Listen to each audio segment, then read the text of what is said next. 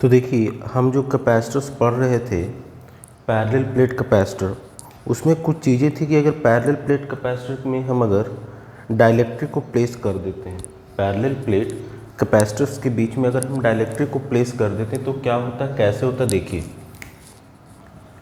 ये क्वेश्चन है, बेसिकली ये पैरेलल प्लेट होता था और इस पैरेलल प्लेट के बीच में एयर भरा होता था, एयर होता था और इनके बीच का डिस्टेंस जो था वो d था।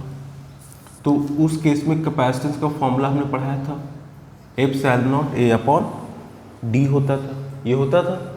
अच्छा, अब यहाँ पे इसके बाद हमने क्या किया था कि इसके बाद हमने एक्चुअली इसमें एक डाइलेक्ट्रिक फील्ड कर दिया। इसमें जब हम डाइलेक्ट्रिक फील्ड कर देते थे तो उस केस में ये क्या होता था, ये epsilon not A K upon d ये होता था। बेसिकली फॉर्मूला तो आपका ये होता था, epsilon not A upon d minus T plus T upon K। अगर ये T थिकनेस है इतना और ये D है और इसका डाइलेक्ट्रिक कांस्टेंट ये है तो ये होता था आपका, होता था ना। अच्छा, अगर हम इस पूरे में डाइलेक्ट्रिक को यहाँ से यहाँ तक फिट कर दें, ये जो डाइलेक्ट्रिक T थिकनेस का है इसको हमने क्या कर दिया, अब बढ़ाकर ये कर दिया इस तरीके से, यानी कि D और T क्या हो गया, सेम हो गया। दैट मीन्स ये जो T थिकनेस था डाइलेक्ट्रिक का D इक्वल्स टू T हो गया। तो यहाँ से C की वैल्यू क्या हो गई, epsilon not A upon D minus T है तो T minus T plus T upon के, इसी कैंसिल आउट हो गया तो ये ऊपर चला गया, K epsilon not A upon T, या फिर T इक्वल्स टू D है तो आप D भी रख सकते हैं। ठीक है, तो ये तब होता है जब हम डाइलेक्ट्रिक जिसका थिकनेस स्मॉल t था हम पूरे रीजन में अगर भर देते हैं, दैट मीन्स जितना इनके बीच का डिस्टेंस है उस पूरे डिस्टेंस पर डाइलेक्ट्रिक जिसका डाइलेक्ट्रिक कांस्टेंट k है अगर हम फिल कर देते हैं तो ये फॉर्मूला बन जाता है, ये वाला जो हमने बताया था आगे।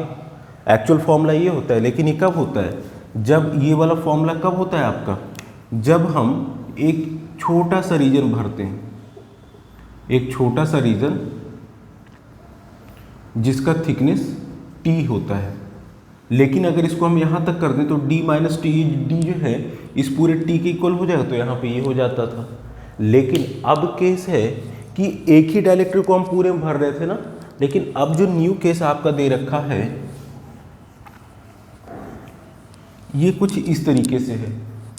ठीक है, और देखिए जब इस तरीके से क्वेश्चंस होते हैं तो यहाँ पे क्या होता है, हालांकि मैंने इसका डेरिवेशन करवाया है आपको, लेकिन ये क्वेश्चन आ चुका, CBSE सैम्पल पेपर का क्वेश्चन है, तो सैम्पल पेपर क्वेश्चन है तो अच्छे ही क्वेश्चन होंगे।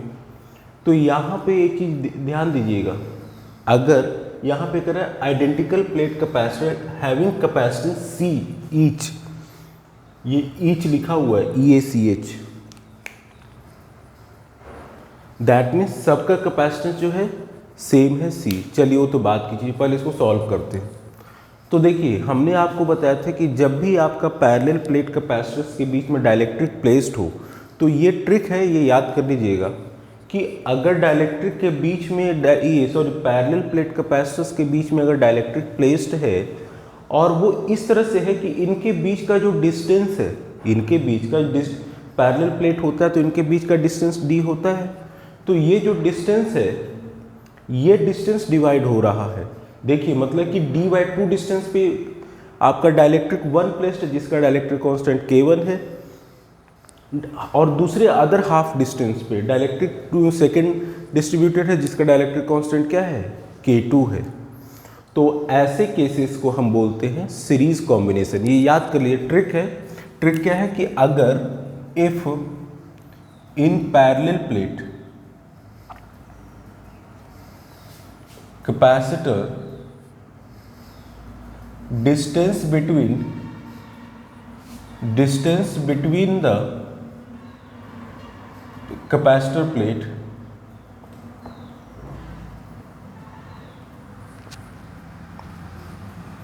between the capacitor gets divided। देखिए ये प्लेट है, इनके बीच का जो डिस्टेंस है हम पहले d मानते थे, ये d जो है यहाँ पे हाफ हाफ में डिवाइड हो गया है, तो ऐसे केसेस में ये क्या हो जाएंगे, this will act as series combination, तो उस केस में सीरीज कॉम्बिनेशन हो जाएगा। ठीक है, तो ये सीरीज कॉम्बिनेशन हो जाएंगे। ठीक है, चलिए अब इसको तो ये देख लिया आपने, तो इसको सॉल्व करते हैं।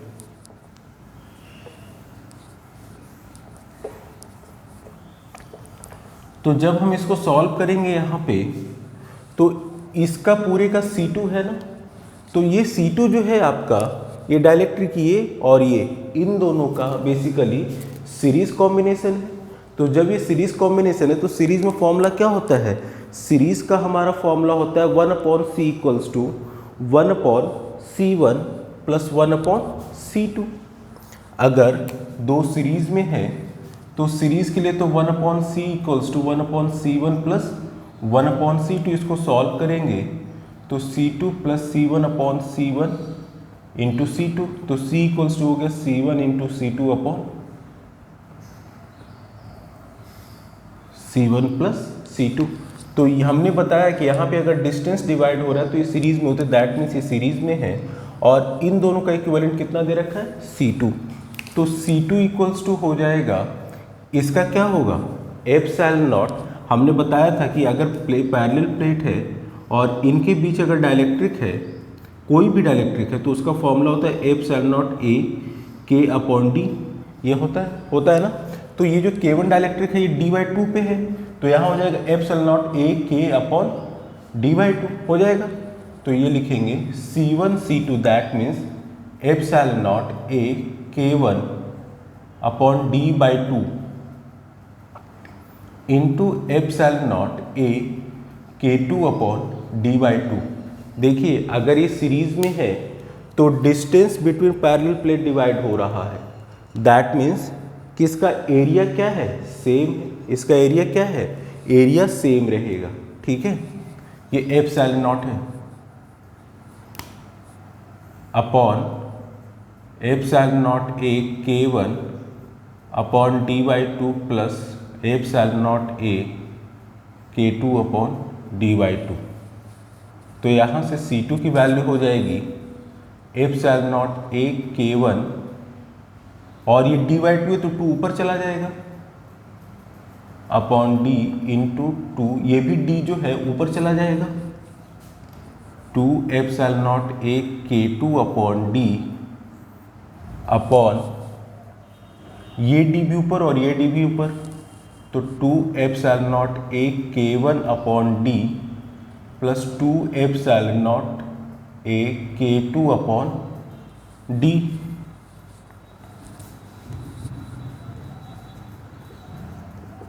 तो यहाँ से C2 की वैल्यू हो जाएगा 2 epsilon not A K1/D 2 epsilon not A K2/D upon यहाँ पे 2 एप्सिलॉन नॉट A/D कॉमन ले सकते हैं, 2 epsilon not A/D 2 epsilon not A/D ये कॉमन ले सकते हैं।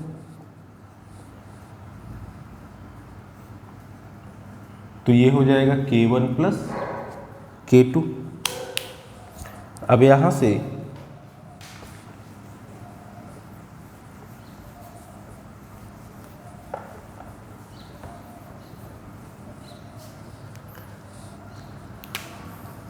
देखिए 2 एप्सिलॉन नॉट A/D ये पूरा कैंसिल आउट हो सकता है, ये वाला 2 से 2 कैंसिल, एप्सिलॉन नॉट A और ये D, तो एक एक पार्ट इसका कैंसिल आउट हो गया, तो बचा क्या, C2 equals to 2 epsilon not A K2/D into K1, तो लिख लेते हैं 2 epsilon not A/D into K1 into K2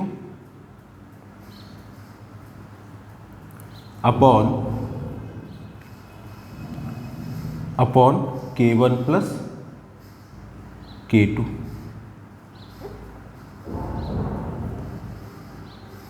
ठीक है, तो यहाँ से हो जाएगा 2 epsilon not A/D K1 into K2 upon K1 plus K2।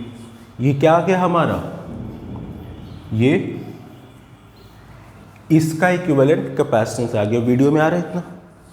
ठीक है, तो दिख रहा है ना ये पूरा? यस, ठीक है।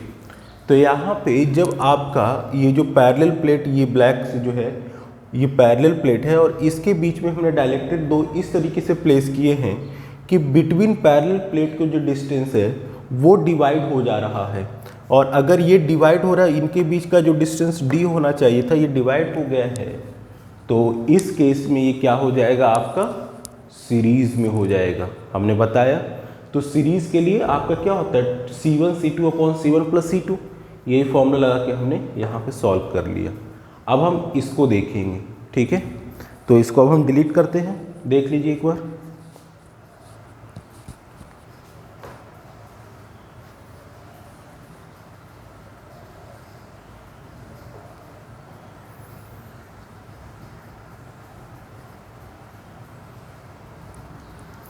अब आपका क्वेश्चन जैसे ये है, तो ये तो हमारे देखिए इसमें इनके बीच का जो पैरेलल प्लेट के बीच का जो डिस्टेंस था वो डिवाइड हो रहा था इस केस में, तो ये क्या हो गया? सीरीज हो गया।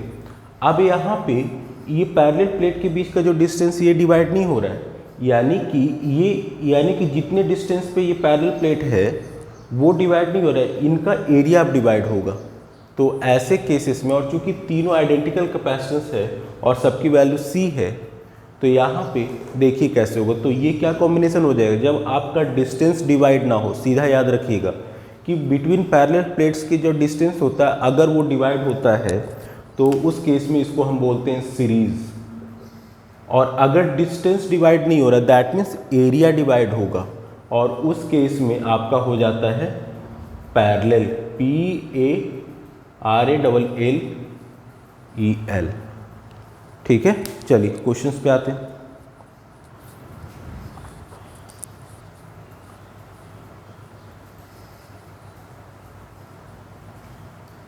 तो ये पैरेलल कॉम्बिनेशन, और एक चीज़ और याद रखिएगा, यहाँ पे आइडेंटिकल कैपेसिटर से और यहाँ पे इनके बीच का डिस्टेंस डिवाइड नहीं हो रहा, दैट मीन्स एरिया डिवाइड होगा। और एरिया अगर डिवाइड होता है, और इस केस में यहाँ पे चूंकि आइडेंटिकल है यानी कि दोनों का हाफ एरिया डिवाइड होगा।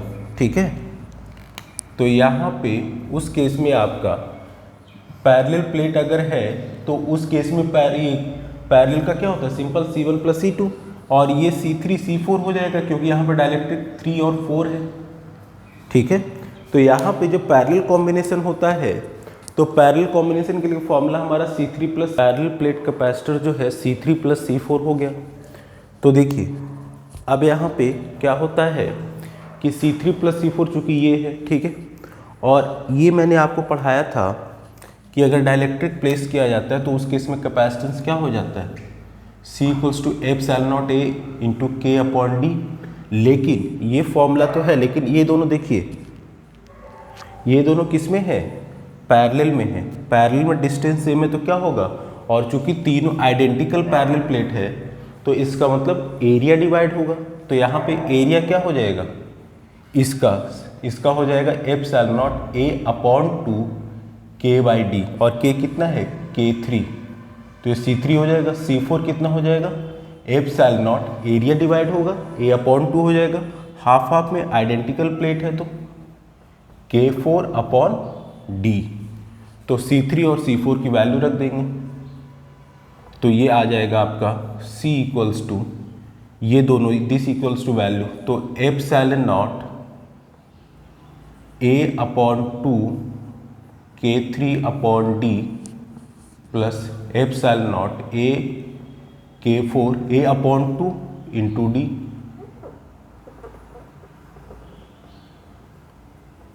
A/2 है ना, तो 2 नीचे ले आए। ठीक है, तो इस केस में ये आपका C3, इन दोनों का C3 हम C3' मानते हैं, तो ये C3' है। सॉल्व कर लेंगे तो ε0 A/2D कॉमन आ जाएगा, क्या बचा? K3 plus K4। ठीक है, तो आपका यहाँ पे ये चीज़ होता है। ठीक है, तो ये आपका C3' है, ये जब पैरेलल में है। तो जब भी आपका पैरेलल प्लेट कैपेसिटर्स के बीच में डाइलेक्ट्रिक प्लेस होता है और उनके बीच का जो पैरेलल प्लेट के बीच का जो गैप है डिस्टेंस d, ये डिवाइड नहीं होता है और इस तरीके से, तो इस केस में पैरेलल कॉम्बिनेशन होता है। नेक्स्ट वीडियो में एक और नेक्स्ट क्वेश्चन को देखेंगे। ठीक है, थैंक यू।